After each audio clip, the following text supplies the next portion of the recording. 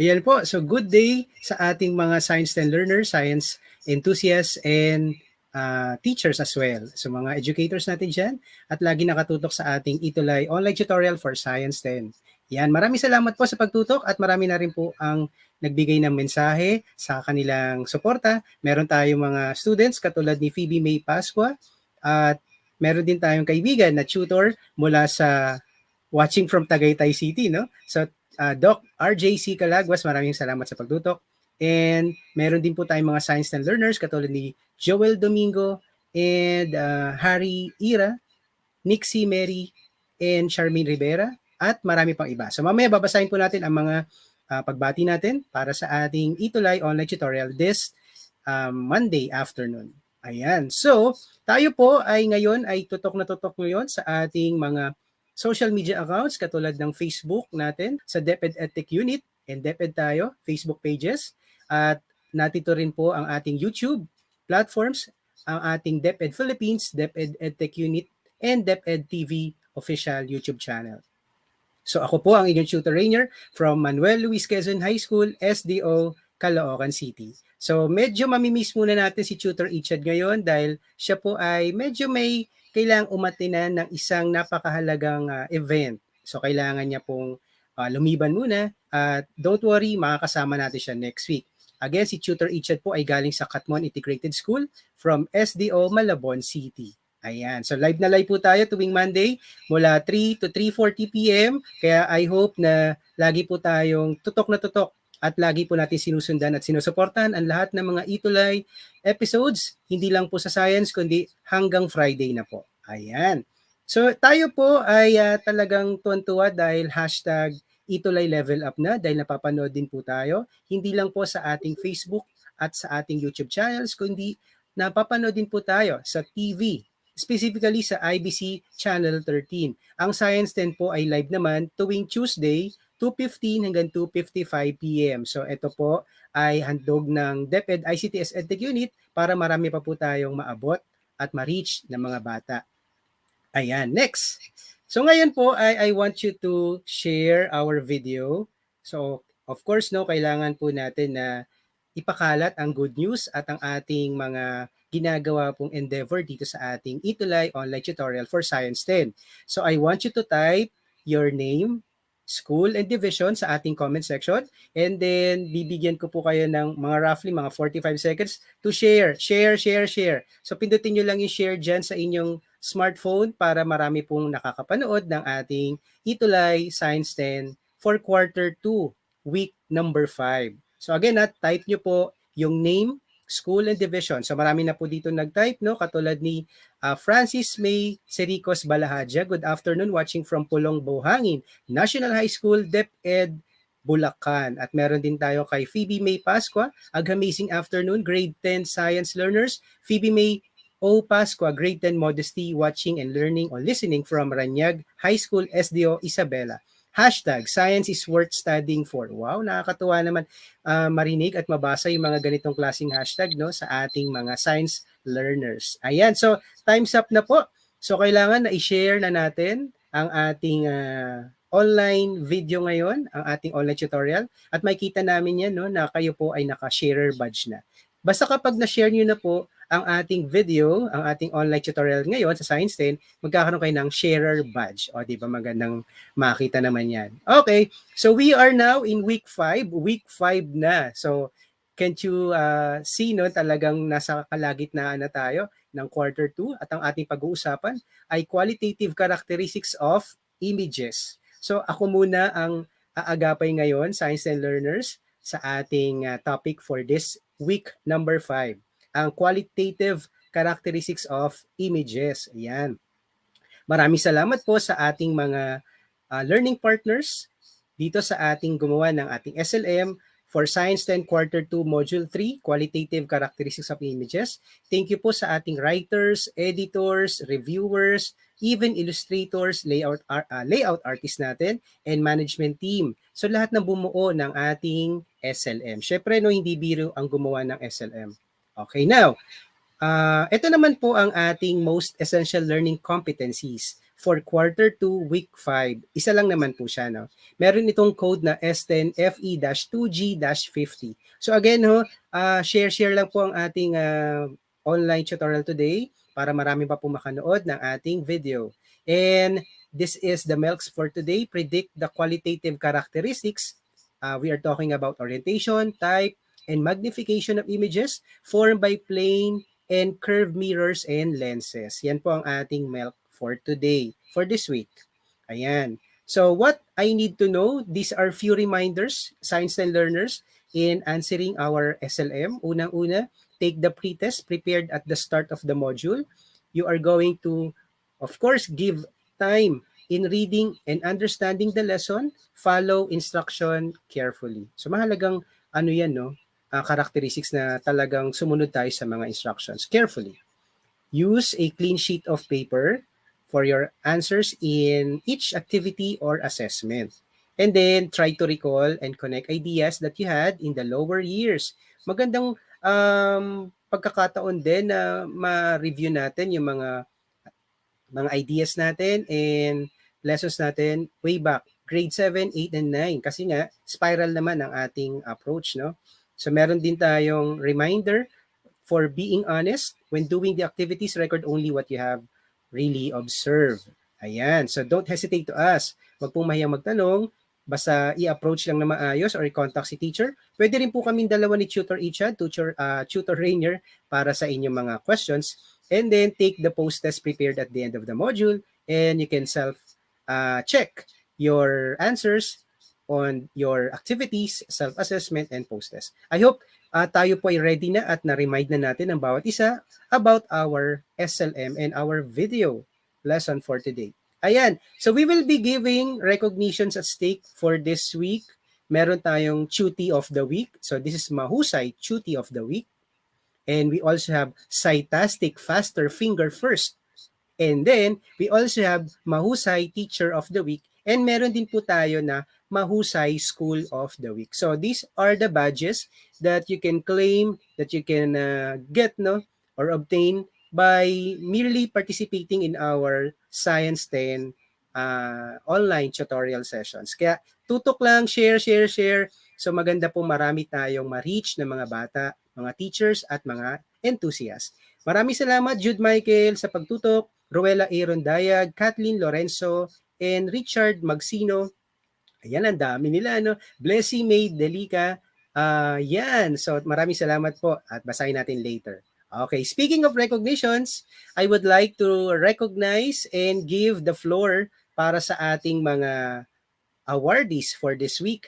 So, we are giving this Mahusay Tuty of the Week to Angel Rose R. Dasilio from grade 10 bronze, from Ramon National High School, Division of Isabela, from Region 2 Cagayan Valley. At ang kanyang proud teacher ay ang ating isa sa mga friends na rin, si Teacher Donna Jill Carriazo. Si Angel Rose will be receiving this certificate na merong citation. Certificate of recognition is hereby presented to Angel Rose R. Dasilio in recognition of outstanding participation and great attitude during the Itulay online tutorial session in Science 10. Presented this 30th day of December 2021. Signed, yours truly, Teacher Rainier or Tutor Rainier and Tutor Ichad as well. Ayan, congratulations, Angel. And meron naman tayong, alam nyo ba yung faster finger first? Ito yung mga mabibilis, pumindot, at magbigay ng sagot sa ating comment section. Kaya binibigyan natin din sila ng counting recognition. Faster finger first is presented to Phoebe May O. Pasqua, grade 10 Modesty from Ranyag High School, Division of Isabela, Region 2, Cagayan Valley. At ang kanyang proud na teacher, si Teacher Crisel Hope P. Ladignon. Congratulations, Phoebe May. Tutok pa rin tayo today, ha? At talagang sagutan natin ang ating mga activities. Ayan. So, same certification or certificate will be given to Phoebe May O. Pasqua. Congratulations. Next, ayan naman, proud din po ako na ibigay ang ating sa kapwa or fellow teacher natin, Mahusay Teacher of the Week to Ma'am Francis May C. Balahadja from Pulong Buhangin National High School, Division of Bulacan, from Region 3, Central Luzon. Okay, so maraming salamat po, Ma'am Francis May C. Balahadja. She will be receiving the certificate in recognition of exemplary dedication and commitment during Itulay online tutorial session in Science 10. Presented this 30th day of December 2021. Signed, Tutor Rainier and Tutor Ichad. Wow, thank you Ma'am Francis May Balahadja sa pagtutok at sa pagbibigay din po ng time sa ating online tutorial every week. Ayan, meron pa tayong mahusay Teacher of the Week ulit, si Ma'am Zariza May S. Luris from Partida National High School, again, Division of Bulacan, Region 3, Central Luzon. Thank you po, Ma'am Zariza.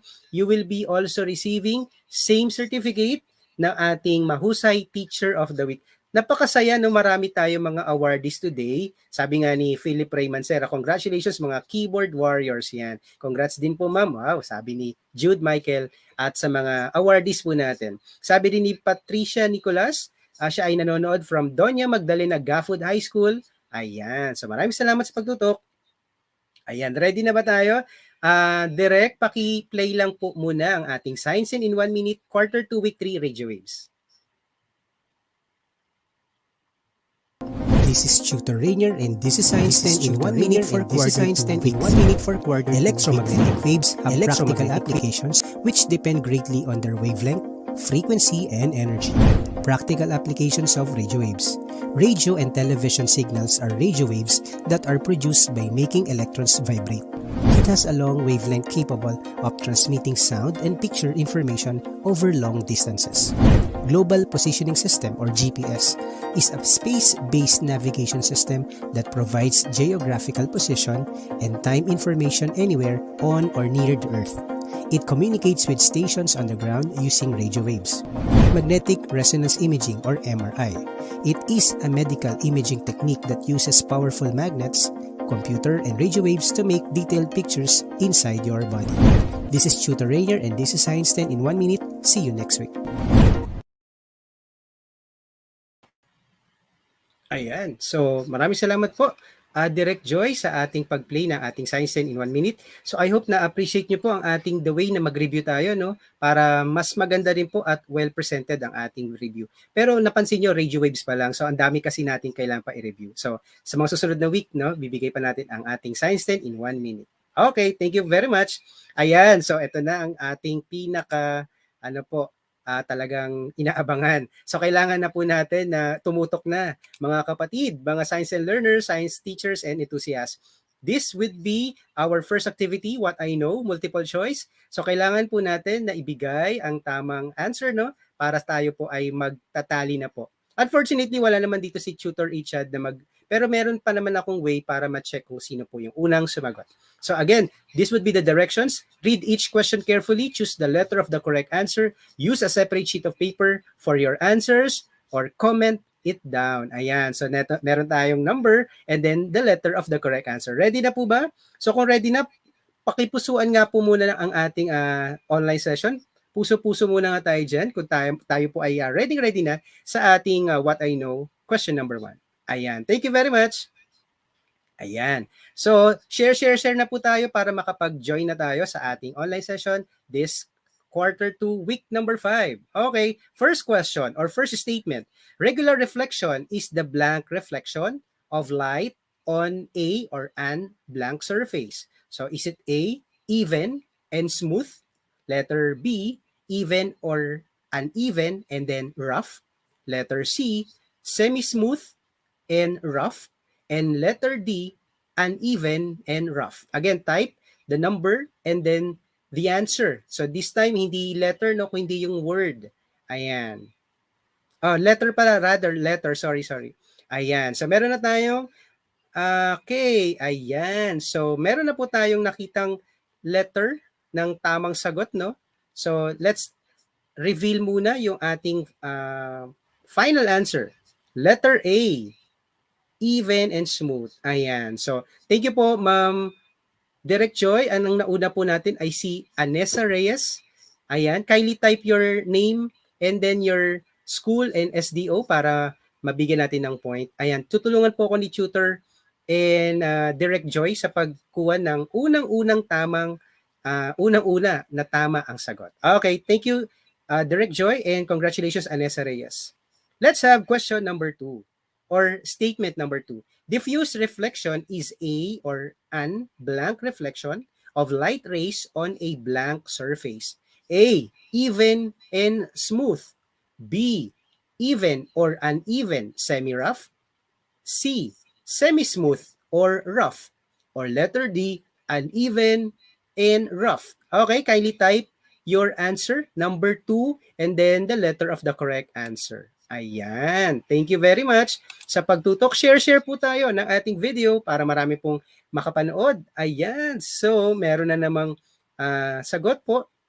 The answer for this particular question is letter D. Okay, hanapin natin yung letter D. Number 2, letter D. Okay, hanap natin kung sino nakasagot ng number 2, letter D. Ayan. So, according to Ma'am and Direct Joy, si Phoebe May Pascua ang tama at nakakuha ng first, faster finger first nga sa question number 2. Thank you very much and congratulations Phoebe May Pascua. Let's have item number 3. Scattering of light occurs when light waves traveling in blank direction or directions is or are made in travel or made to travel in blank direction or directions. Is it A, 1 and many? Letter B, 1, 10. Letter C, many and 1. Or letter D, several or 1. So this is question number 3 tayo. Type number 3 and then the letter of the correct answer para organize po at makita ni Direct Joy kung sino po ang unang nakasagot, no? And then the letter would be number 3 is letter A. Ayan, bilisan na natin kasi medyo siksik-liglig ang pag-uusapan natin today kaya kailangan na rin po natin na bilisan ang ating online tutorial session. Ayan, so nakakuha po. I see, syempre lagi naman nating loyal viewer to, no? Ang ating isa sa mga mahusay Tuty of the Week, si Philip Ray L. Mancera. Congratulations, ang tamang sagot ay 3, letter A, 1 and many. Ayan. So let's move now sa ating next activity, what's in.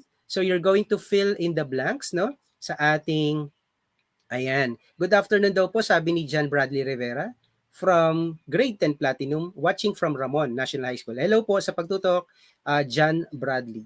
So the directions will be fill in the blanks in the sentence. Below each paragraph are words corresponding on the properties and behavior of light that you will encounter in this lesson. Write your answer on a clean sheet of paper. So let me remind you mga grade 10 learners, wala pa po tayong nilalabas na questions, no? So be mindful sa paglagay natin ng answers natin, no? Hintayin po natin yung ating official statement or question. Ayan. So answers are coming. Thank you very much po sa pagsagot. Jude Michael, Kyra Jane Antonio, Normeliza Manayoba, maraming salamat sa pagtutok. Ayan, next. So let's have number 1 muna. Okay, 1 muna ang ating sasagutan. Light is a natural agent that stimulates sight and make things possible. It is a type of energy known as blank. Okay, so we can choose or we can get our answers dito sa ating option box sa baba. Meron tayong mga words like electromagnetic radiation, photons, rays, and vacuum. Ayan. So, sagot-sagot lang po. And then share po sa ating online tutorial session this quarter 2, week 5. So, again, what is a type of energy known when we are pertaining to light? So, the answer is electromagnetic radiation. Ayan. Tignan natin kung sino una nakakuha. Ayan. Thank you, Ma'am Joy. So, it is electromagnetic radiation, answered by Philip Ray L. Mancera. Congratulations, Philip Ray. Next, let's answer number 2. It is given out by luminous objects such as the sun, light, bulbs, and laser. It is made up of little packets of energy called blank. Ayan. So, anong tawag natin sa mga little packets of energy in our light? So, the answer would be, sige, tignan natin muna yung mga answers natin. Ayan. Our answer for number 2 is photons. Ayan. Photons are little packets of energy in the light energy. So meron tayong, ayan, sabi po ni Direct Joy, Harry Ira ang nakakuha ng photons. for number 2. Congratulations, Philip Ray and Harry, para sa ating what's in. Okay, meron pa tayong number 3 and 4. O, ganito na lang para mabilis. Type nyo na po yung number 3 and 4 sabay. Okay? Sabay po ang 3 and 4 ha, sabay. Okay, go na. You may type your answer. 3 and 4 sabay for 2 points. Light travels as waves, but unlike sound waves, it does not need any material to carry its energy along. This means that light can travel through a blank for number 3, a completely airless space. Yun na po yung context clue doon. Light waves travels out from their source in a straight line called blank. So I need 2 answers. 2 answers po. Kindly type again. 2 answers na po. 2 answers. Again, 2 sagot na po tayo para mabilis tayo. 3 answers o 3 answers, 2 answers rather. Meron tayong number 3, vacuum, and number 4, race. Ayan. Based sa ating director, no, Direct Joy, ang nakakuha ng una at correct answer ay si Efrain Salak. Number 3, vacuum, and number 4, race. Thank you very much. Congratulations, Efren. Okay, next. Kindly type your scores. Tignan nga natin kung anong scores nyo po sa ating mga nagdaang exam or quizzes natin sa ating SLM. You may type your answers. Ayan, may mga sagot pa ni si Kiana Templo Nuevo. 3 vacuum and race for number 4. Jester Velasquez, meron din siyang sagot. Angelica Vibor. Edorina Carbacan, meron din siyang sagot. 3 vacuum daw at 4 race. Samantha Raffles, Jude Michael, may sagot din. No? Congrats po sa nakakuha ng tama. Efren Salak, 4/4. Congratulations. Philip Ray Mancera, 4/4. Yay! Yan. Jude Michael Botardo Hansalin, 4/4. Sana all 4/4 palagi, no? Ganyan din po ang gawin nyo sa school, no? Lalo na kapag sinasagutan natin yung ating SLM at meron kayong mga online classes sa inyong respective schools. Bakit nahuhuli ang napipili? Ayan, sabi ni Jester. Hindi. Kasi meron tayong nasa StreamYard, nakikita namin talaga kung sino yung unang-una nakakuha ng tamang sagot. So, the answers are legit naman at yung mga nakuha nating mga mga achiever natin. Don't worry, bawi-bawi tayo. Marami pa naman tayong sasagutan this session. Ayan. Kita naman sa StreamYard yung time. Tama, sabi ni Tutor Joy, yung timestamp kasi natin sa StreamYard, nakikita namin kung sino yung una talaga nakakuha ng tamang sagot. Okay. So, let's have sweet and quick recall. Vitamin D is produced from ultraviolet, which is also used for security markings and sterilization of water in drinking fountains. Tandaan nyo, diniscuss natin yan noong nakaraang week. In diagnosing bone fractures, we use 2 types of x-rays, the long wavelength x-ray and the other one is the short wavelength x-ray. Ano ba ang pagkakaiba ng dalawa? Yung una, the long wavelength x-ray can penetrate the flesh while the short wavelength x-ray can penetrate yung mga metals natin. Kaya lagi silang ginagamit in different different ways, no? Yung long wavelength x-ray at yung short wavelength x-ray na na-discuss natin last week. Ito pa yung mga recall pa natin about gamma rays. Ang gamma rays ay ginagamit sa paggamot ng mga tumors and cancers through process of, take note the process, no, radiotherapy and sterilizing medical equipments. Also, these are the practical applications of gamma rays. Kahit sabihin natin na very ionizing yung mismong gamma rays, meron naman siya mga beneficial effects. Hindi lang laging puro destructive ang kanyang benefits. And then meron din tayong the effect of electromagnetic waves on organisms and environment depends on how much energy it carries. Tama naman. So kapag mas madaming na-expose tayo sa mga ganitong klaseng non-ionizing radiation and high ionizing radiation, meron talaga mga effect, lalong-lalo na sa ating katawan at sa ating environment. Kaya tamang exposure lang ang kailangan. Binibigyan tayo ng mga certain level of exposures, lalo na kapag sa x-ray. So hindi tayo lagi nagpapa-x-ray dapat. Every month. So meron lang specific months lang kung paano at kung kailan lang tayo pwede magpa-x-ray sa isang taon. Ayan. So now let's move to our lesson about light in terms of mirrors, no? So reflection of light in mirrors. Let me remind you on the laws of reflection. Actually, 3 ito, no? Pero ginawa lang nating 2 and nakalagay naman, nakaspecified sa ating SLM. The laws of reflection state that the incident ray, the reflected ray, and the normal line to the reflecting surface all lie in the same plane. So kung kayo po ay medyo gamay nyo na ang geometry, pag sinabi nating this line lie in the same plane, they are what we call coplanar. So lahat sila ay naglalay lang sa isang plane or single plane. The angle of incidence is equal to the angle of reflection. So whatever the angle produced by angle of incidence is equal to the angle of reflection. Para makuha natin no, yung tamang perspective ng reflection of light in terms of loss of reflection, ito po ang ating diagram. Ayan. Meron tayo ditong diagram wherein you can have the incident ray. Ayan. Ito po yung incident ray, no? Ayan. Turo lang natin ito. Incident ray, and then we also have the reflected ray. What's the difference of the two rays? When we say incident ray, this ray of light coming from the light source towards a surface. So lahat ng ray na pinagmula nito yung source of light ay papasok siya o tatama siya sa isang surface. And specifically, the surface is the mirror. Okay. Ang incident ray na to ay magkakaroon siya ng tinatawag natin na angle of incidence. Ganun lang. Logically speaking, incident ray produces angle of incidence. And the angle between the incident ray and the normal line, ayan po, the angle I, represented by small letter I. Next, on the middle part, itong ating kulay red, the dashed line, o yung broken line, this is what we call the normal line. The normal line literally divides the incident ray and the reflected ray. Okay, since we are talking about mirror and then reflection of light ray on a plane, this incident ray is equal to the other one, which is the reflected ray. The reflected ray is the ray of light which leaves the mirror. Yung palabas na ng mirror. Kung kanina, towards the surface, and this time, the reflected ray is a ray of light which leaves the mirror.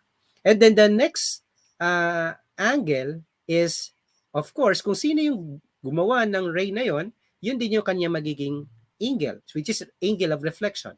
The angle between the reflected ray and the normal line. So again, the normal line, this line is perpendicular to the surface. And the surface is the mirror. Ito yung nasa baba, yung kulay brown. Ayan this is the diagram on the reflection of light rays representing yung ating loss of reflection. I hope maayos po yun. No? Ayan, the reflection of plane mirror, when light hits on object, every part of that object reflects light in all direction. Some of the reflected light reaches our eyes, thus, we can see an object. So yan yung talagang typical na proseso na nangyayari. That's why nakikita natin yung mga objects natin, lalo na kapag maganda yung lighting ng isang lugar, no? Kita natin yung reflection niya. Ayan. So let me remind you also the characteristics of images formed by a plane mirror. So plane mirror, ito yung ginagamit natin na yung bathroom mirror. Ito po, yung typical na mirror na ginagamit natin sa bahay. So the plane mirror, when we are dealing with images, image is virtual. Makikita natin sa illustration, no? Yung ating mismong object dyan, nagkikreate siya ng virtual image. Okay. Next, the same size as the object. Yung size ng object and then nag-reflect dun sa plane mirror, the same size po sila. Tandaan na, yan yung mga common characteristics ng plane mirror. Number 3, same orientation as the object. So kung ano ang orientation niya, kung nakatayo siya, nakatayo pa rin ang reflection niya sa plane mirror. And then number 4, same distance from the mirror as the object. Okay, so medyo ano lang muna, marami rin bumabati po dito na mga ano po natin, na mga science and learners, Rhea Mariel T. Fernandez, meron din tayo kay Jester Velasquez, also meron din tayo kay Kiana Templo Nuevo. Share po natin ang ating mga particular na ano. Balik po tayo dito sa ating virtual classroom. Okay, wala munang lilipat na channel, kumbaga. Okay, now let's move to our types of reflection of light. And we have two types of reflections. Una, the specular reflection, and the other one is the diffused reflection. In layman's term, yung specular, these are the regular reflection. It is defined as when the light reflected from a smooth surface at a definite angle. Okay. And then we also have the diffused or irregular reflection. From the word itself, no, it is produced by rough surface or surfaces that tend to reflect light in all direction. Para magkaroon tayo ng konting idea, ito yung diagram niya. For the specular reflection, so we are dealing with smooth surface, yung mismong incident ray ayan, yung pababa, yung kulay black, ay magkakaroon ito ng magandang reflection, which is the reflected ray.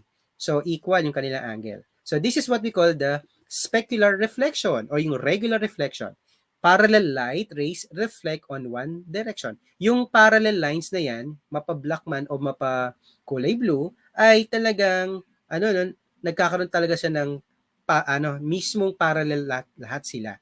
Mapa-incident ray at reflected ray. On the other hand, the diffuse reflection, when the light rays, ayan, na-hit na yung rough surface, ayan, nakita na natin, gulo-gulo na yung reflected ray. This is what we call the diffuse reflection. Parallel light rays reflect in different directions. Yan ano lang, no, very logically speaking, pag sinabi nating specular, smooth yung surface at diffuse naman ay rough surface. Eto, pag sinabi nating mirror left-right reversal, pag tinaas ko yung kamay ko, no, ayan. Let's say nakaharap ako sa mirror. Kapag tinaas ko yung kanang kamay ko, this is my right hand. Okay? Anong lumalabas doon sa ating mirror? Tingnan natin, ipakitype nga sa ating comment section. When I raise my right hand at natapat ako sa mirror, anong lalabas na image doon sa aking mirror? Sige nga, pakitype sa ating screen, sa ating comment section. When we are dealing with mirror left-right reversal.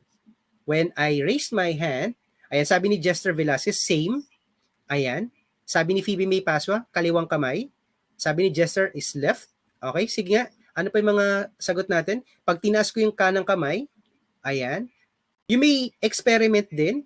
Harap kayo sa salamin, and then taas nyo yung kanang kamay nyo para kayo nagpapanatang makabayan. And tignan nyo kung anong klase o anong side ng kamay nyo ang lumabas at nag-reflect doon sa ating mirror. Ayan. So, ang tawag doon ay left side, left arm. Tama si Jude Michael, Ann Tricia, John Darrell, si Jester tama din, Mark Nathaniel, correct din, Charmaine Rivera, Philip Ray Mancera, tama din, Anessa, and Phoebe May, yan, halos lahat naman ay tama. Ayan.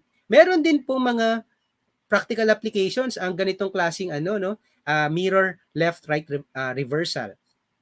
Bakit kaya sa tingin nyo ang nakasulat doon sa ating ambulance ay baliktad? Sige nga, tingnan natin. Kapag tinignan natin yung word na ambulance doon sa ating ambulance car, no? O ambulance na yung sasakyan natin. Bakit kaya nakabaliktad yung pagkaka-print ng ambulance? A-M-B-U-L-A-N-C-E. Ayan. Sabi ni Rainiel, nagmumulto po ang salamin kapag naging right side ang kamay na nakataas. Oo, magulat ka na, Rainiel, no? Kapag tinaas natin yung right hand, tapos right hand din yung lumabas na ako, there's something wrong on your mirror. At nababiolate na yung ating laws of reflection. Nakakatakot yun, no? Same hand image, sabi.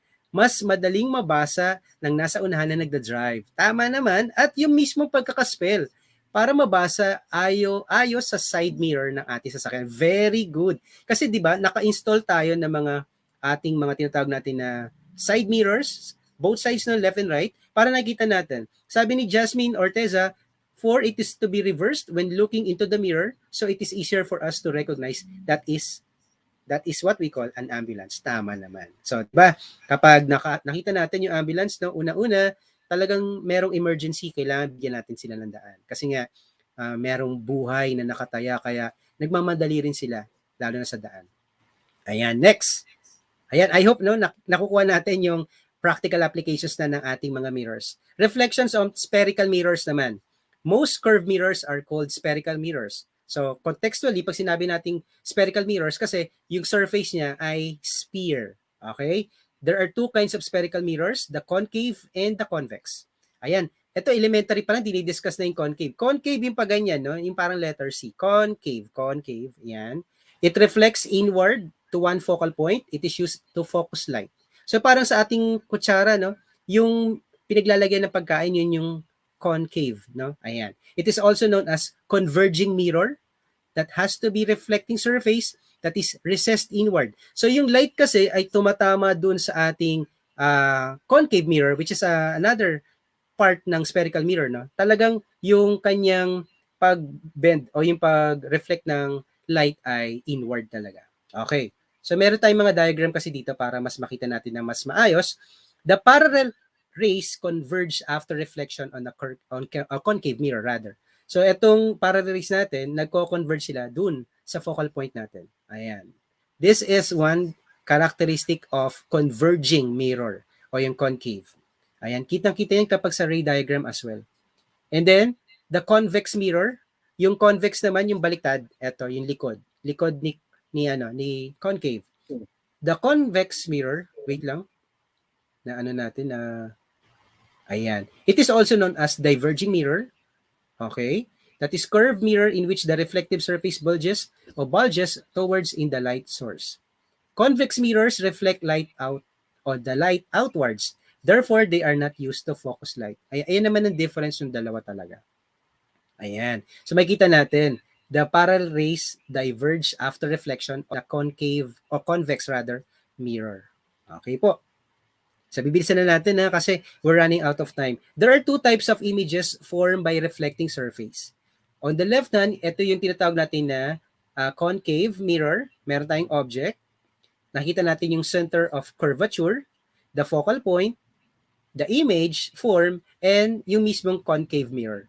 On the right side naman, ito yung mismong object, the convex mirror, nandun yung virtual image, the focal point, and the center of curvature. Define muna natin para natin makita later.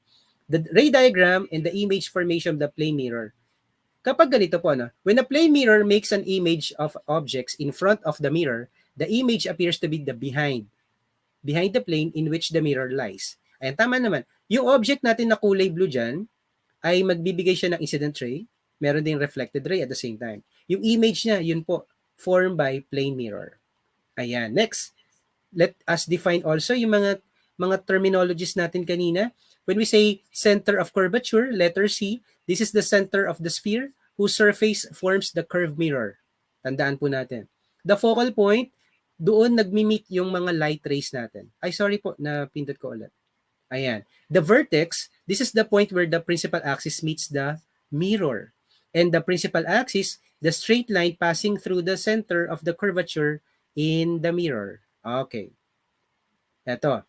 Another is the focal length, which is represented by small letter f. And then the radius of the curvature, represented by capital letter R. When we say focal length, this is the distance from the focal point to the vertex. Okay, nakita natin dyan yung small letter f.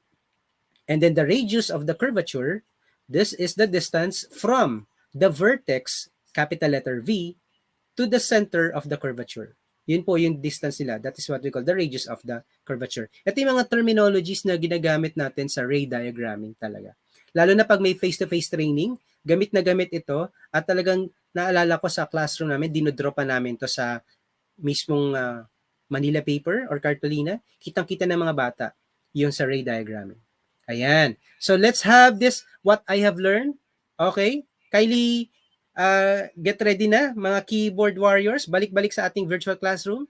So kailangan nating sagutan ang ating what I have learned. Ito yung mga siguro yung mga last two exercises natin. Directions natin, identify whether the characteristics given are real or virtual image. Ayan. So again, kailangan natin alamin if the image form is virtual or real. Ayan. So balik-balik po tayo. Number 1, blank image is upright. When the image is upright, ano siya? Is it virtual or real? Kindly type number 1 and then the answer. Upright or real? Sige, tingnan natin. Pamela Mangalinaw from grade 10, Gold from Ramon National High School. Maraming salamat sa pagtutok. Sabi ni Rainiel Manabat, gumamit po ng metal spoon at makikita mo ang dalawang spherical mirror. That's correct. Okay. So the answer for number 1 is virtual. Ayan. So ang nakakuha ay si, kung di ako nagkakamali, ayan, si Phoebe May Pascua. Okay. Phoebe May Pascua got it correctly sa number 1. Okay. Sige, sagot lang po. Yung mga, kahit nahuhuli, sagot-sagot lang tayo. Let's have number 2. Blank image is inverted. Inverted naman. What image is that? Is it virtual or real? Okay. Meron tayong nakuhang mabilis, no? Tingnan natin sa number 2. Okay. J.Al Pimentel O.J.I. Pimentel. Number 2, real. That's correct. Okay. Let's have question number 3 or statement number 3. Blank image is behind the mirror.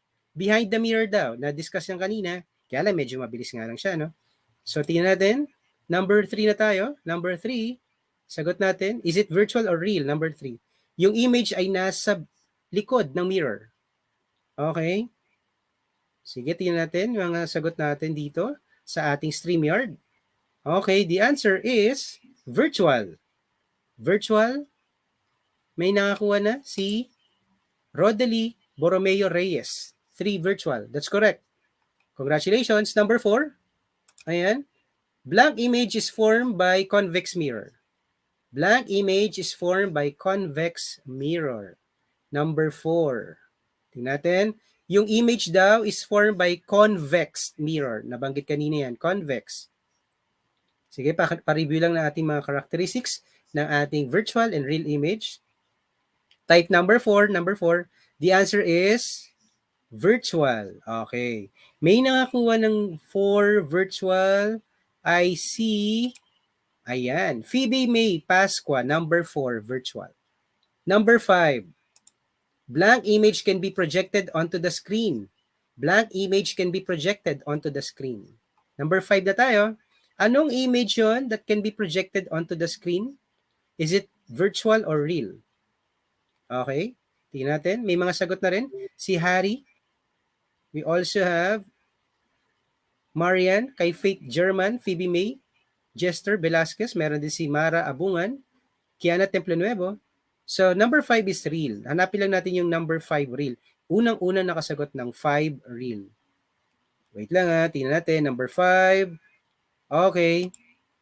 Philip Ray L. Mancera got it correctly at una sa number 5 real. Okay, that's correct. Congratulations. So, let's have assessment. So, we're down in the last part na. 3 last questions na natin for multiple choice. Same direction. Comment your answer sa ating comment section. Number 1 o yung number and then the letter of the correct answer. Ready? Okay, let's have question number 1 or item number 1. The reflection by the rough surface that tend to reflect light in all direction is called blank. O tandaan natin yung rough surface daw tend to reflect light in all directions. Is it A, diffuse reflection, B, glossy reflection, C, regular reflection, or D, specular reflection? Type the number 1 and then the letter of the correct answer.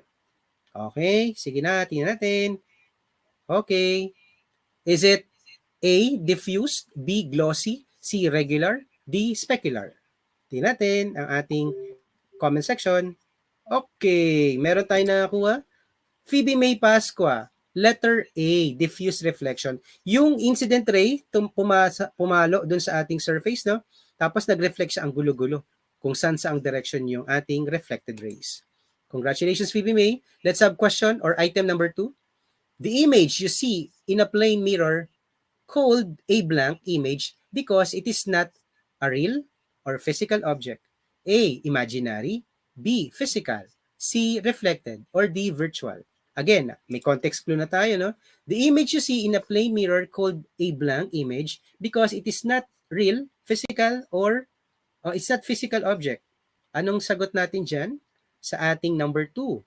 Hindi siya physical, hindi siya real. O nandun na, may context clue na tayo doon. Okay, the answer is number 2, D, as in dog.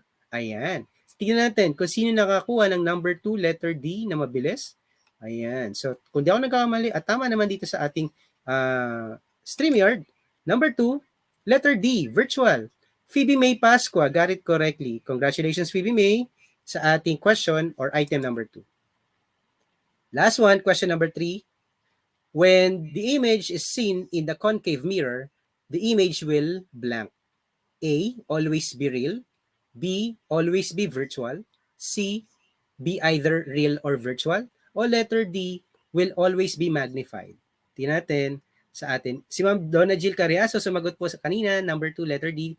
Maraming salamat po, Ma'am Donna Jill. Okay, sa ating number 3, what's the correct answer? When the image is seen in the concave mirror, the image will be blank. Tingnan natin sa number 3. Okay, ang dami sumasagot, no? Ayan. So, the answer muna for number 3 is letter C. It's either real or virtual. Okay? So, tingnan natin sa number 3.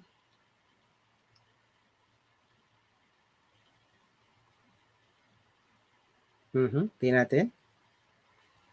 Parang, hindi unanimous yung mga sagot eh. Tingnan natin ha. Number 3, okay. Ayan. Cyan Antoinette Cortez, 3 letter C. Okay, so yan po nakakuha ng ating question number 3 for assessment part. Okay. Ayan, so comment your scores muna, tingnan natin. Yung ating scores, ayan. Kindly type your scores. Sorry po, Direct Joy, nakapag-overtime ako. Ayan, so kasi medyo talagang siksik-liglig ang ating topic, no? At I hope marami po tayo natutunan sa ating qualitative characteristics of images. Okay, now, if you want to share your reflections, kindly do it, but lagi nating lagyan ng ating official hashtag, hashtag Itulay Mahusay, and then hashtag Itulay Level Up, and then hashtag Itulay Masaya. So yan po yung ating mga official hashtags para nababasa namin ni Tutor Ichad with Tutor Rainier ang inyong mga reflections and inyong mga comments. Kung gusto niyo pong magbigay ng suggestions sa ating mga recent and previous lessons natin. Ayan. So these are our Science Junior High School tutors from Science 10 down to Science 7. Tutor Rogue and Tutor Jen from Science 7, Tutor Z and Tutor Marky, Science 8, Tutor Kevin, our program head, and Tutor Vandong, Science 9, and yours truly, Tutor Rainier, and Tutor Ichad, Science 10. Ayan. So, gracias, Mercy, Grazi, salamat po, thank you. Kansamida. So, from Tutor Rainier and Tutor Ichad, kami po ay nagpapasalamat sa inyong pagtutok. And then, we want your, syempre, no, suggestions and comments. Kindly email us at edtech@deped.gov.ph or kindly scan this QR code para magbigay naman po kayo ng ating mga suggestions para alam namin kung ano po ang aming mga nagawang performance sa ating lesson. Okay, so up next, Tutor Kevin and Tutor Edson para sa kanilang safety and first aid sa senior high school. Maraming salamat po sa pagtutok, Science and Learner.